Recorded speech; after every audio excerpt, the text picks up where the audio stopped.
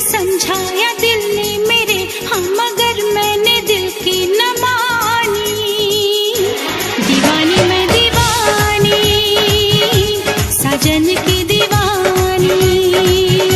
दीवानी मैं दीवानी, साजन की दीवानी।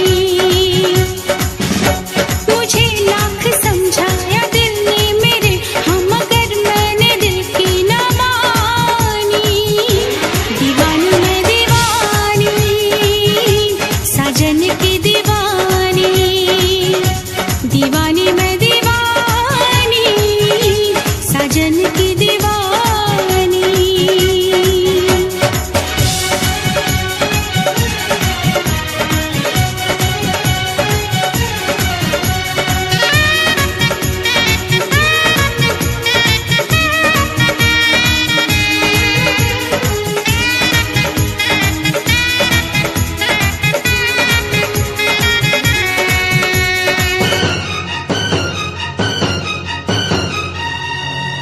मैं दीवाना हूँ इन अदाओं का, मैंने तो प्यार किया है तुमसे। जिंदगी भर तुम्हें ही चाहूंगा, मैंने इकरार किया है तुमसे।